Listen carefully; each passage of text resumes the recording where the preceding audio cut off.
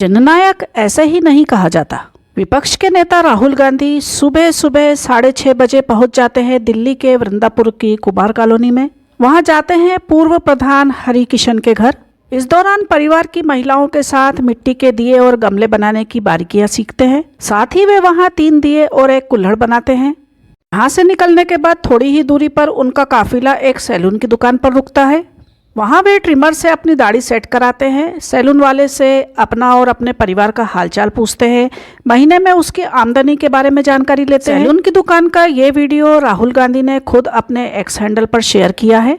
इस वीडियो के साथ ही कैप्शन में वे लिखते हैं, कुछ नहीं बचता है। अजीत भाई के ये 4 शब्द और उनके आंसू आज भारत के हर मेहनतकश गरीब और मध्यम वर्गीय की कहानी बयां कर रहे हैं। नाई से लेकर मोची, कुम्हार से लेकर बढ़ई, घटती आमदनी और बढ़ती महंगाई ने हाथ से काम करने वालों से अपनी दुकान, अपना मकान और स्वाभिमान तक के अरमान छीन लिए हैं। आज की जरूरत है ऐसे आधुनिक उपाय और नई योजनाएं जो आमदनी में बढ़त और घरों में बचत वापस लाए, और एक ऐसा समाज जहां हुनर को हक मिले और मेहनत का हर कदम आपको तरक्की की सीढ़ियां चढ़ाए। कुछ नहीं बचता है। 15,000 में आज क्या बचे? कुछ नहीं बचे। क्या घर का किराया? घर का किराया 2,000 रुपये, 2,000 रुपये बिल्कुल मिलते हैं, किराया चले जाते हैं। और वाइफ भी है? वाइफ में वो हाथ की गुजरते हैं। पेंशन काफी ले रहे हो आप? हमारे सर 1 महीने में 15,000 रुपये का होता है, दुकान किराए का, कमरा किराए का। जब पहले आए थे क्या फीस थे? अरे जब आए थे तो थे आगे भविष्य तुम्हारा काफी तो मेहनत करेंगे, लेकिन ये कहीं रह गया।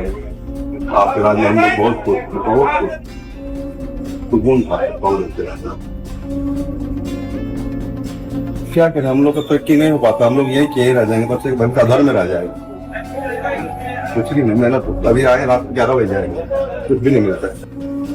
हम लोग का क्या करें, हम लोग का जिंदगी यूं ऐसे कट रहा है। बस हम लोग आगे तरक्की नहीं कर पाए। बच्चों का भविष्य अधर्म है। हम डिसेबिलिटी पर्सन है, हम पैर से दिव्यांग हैं। हम जैसे गरीब आदमी को हमें कोई सहारा देने वाला तो है इस दुनिया में। आजकल कौन किसको ढूंढता है। राहुल जी से मिलके बहुत बड़ा खुशी मिला है और मुझे बहुत बड़ा सुकून मिला। इससे पहले भी राहुल गांधी का एक इसी तरह का वीडियो वायरल हुआ था जो रायबरेली में एक सैलून की दुकान का था। वहां अपनी दाढ़ी सेट कराने के बाद राहुल गांधी ने उस दुकान वाले को बहुत सारा रिटर्न गिफ्ट भी भेजा था। ये राहुल सर ने 2 चेयर, शैम्पू चेयर और इन्वर्टर है। ये हमारे लिए बहुत लकी है। अभी राहुल सर इस पे बैठे हैं तो ये हमारे लिए लकी है।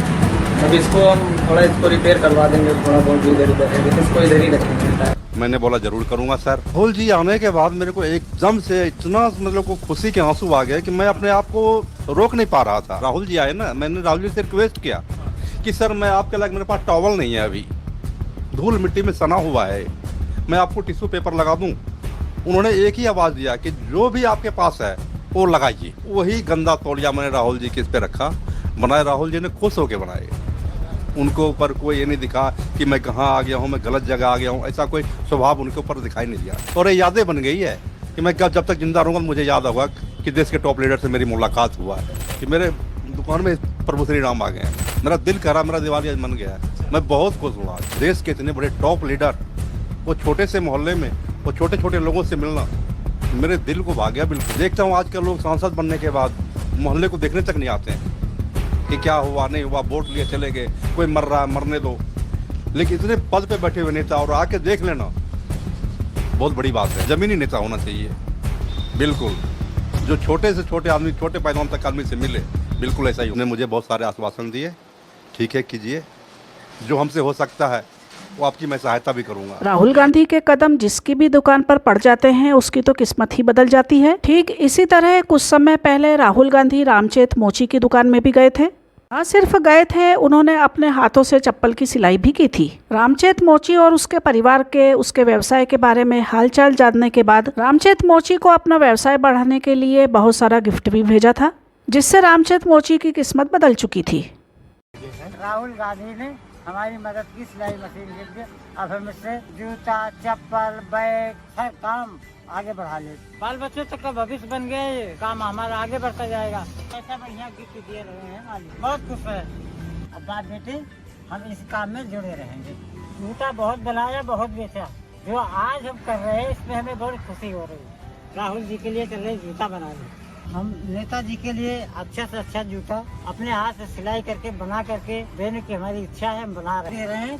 कोई छोटा होगा तो कोई बड़ा होगा तो जो साइज का होगा वही पहन लेंगे। हमारे लिए वो बहुत बड़ा काम कर गए, हम कुछ नहीं कर पा रहे, सिर्फ जूता पहना रहे। चेतराम मोची अपने हाथों से 2 जोड़ी जूते बनाकर राहुल गांधी के लिए गिफ्ट भेजते हैं। तोहफे की कीमत नहीं आकी जाती, देने वाले का दिल देखा जाता है। राहुल गांधी को जैसे ही गिफ्ट मिलता है वो चेतराम को कॉल करते हैं, साथ ही कहते हैं तुमने बहुत ही ब्यूटीफुल चेतराम का हालचाल पूछने के साथ ही राहुल गांधी के द्वारा भेजी गई मशीन के बारे में भी जानकारी लेते हैं। चेतराम राहुल गांधी को मालिक कहते हैं।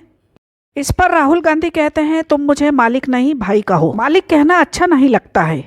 मशीन के बारे में जानकारी लेने पर चेतराम कहते हैं मशीन बहुत ही अच्छी है और वो बहुत ही खुश है। चेतराम का बिजनेस बढ़ाने में बहुत ही मददगार साबित होगी। चेतराम राहुल गांधी को फिर से और चेतराम कहते हैं अब मशीन की सहायता से मैं और मेरा बेटा अपने बिजनेस को बहुत बढ़ा सकते हैं। उन जूतों को राहुल गांधी पहनकर बहुत ही खुशी का अनुभव करते हैं। इसे ही कहते हैं एक नेता का गरीब के साथ में प्यार और गरीब के साथ में सम्मान।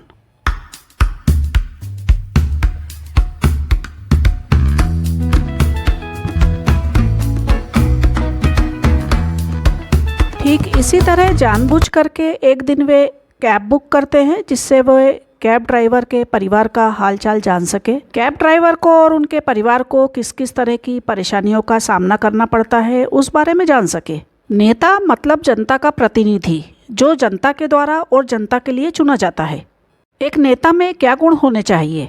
ठीक इसी तरह के गुण जो कि राहुल गांधी में दिखाई देते हैं। बिना किसी दूरी रखे लोगों के बीच में जाना, लोगों की समस्याएं सुनना।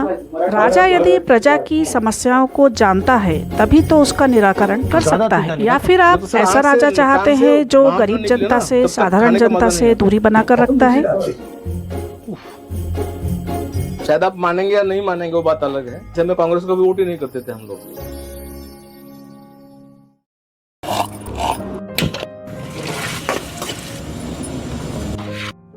नमस्कार। आपने बड़ी इंटरेस्टिंग बात बोली।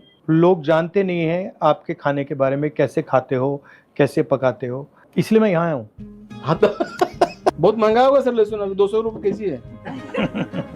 आपने यहाँ लिखा है कि ये जो कल्चर है ये आपकी रिस्पेक्ट नहीं करता है। नहीं करता है तो इसके बारे में आप मुझे बताइए कि ये आपकी डिसरिस्पेक्ट ठीक है। एक तो डायरेक्ट डिसरिस्पेक्ट हुई कि भैया हम आपको छुएंगे ही नहीं, बराबर। और एक डिसरिस्पेक्ट हुई कि भैया आप जो खा रहे हो उसके बारे में हमें कोई इंटरेस्ट नहीं है, बराबर। बट ये इनडायरेक्ट भी होती है सर। सब तो सर आज इनडायरेक्ट कैसे डिसरिस्पेक्ट? आज भी फिर मैं गांव में रहता, आज भी मैं गांव में रहता हूँ। मेरा गांव थोड़ा छोटा नहीं है सर। मेरे बगल में कोई घर है अपर कास्ट का, उनको आज भी पता नहीं कि हम क्या खा रहे हैं। वो आपके घर नहीं आएंगे? घर आएंगे लेकिन खाएंगे नहीं, चाय भी नहीं पिएंगे। नहीं आज भी ये सब ने तो आप दोनों ने बनाया है, ये मुझे अच्छा लगा। आपको अब मेरा रोटी कैसा नहीं, लगा? आपका रोटी अच्छा था। ये मुझे सबसे अच्छा लगा। कांदे की पात, ये दूसरे नंबर पे था। इसमें मेरे लिए बहुत ज्यादा मिर्ची है। लेकिन सर वो आप तीनों इस बारे में आपके अपने क्या विचार है कमेंट करके जरूर बताइए और ताजा अपडेट्स के लिए हमारे साथ बने रहिए। Please subscribe. Thank you.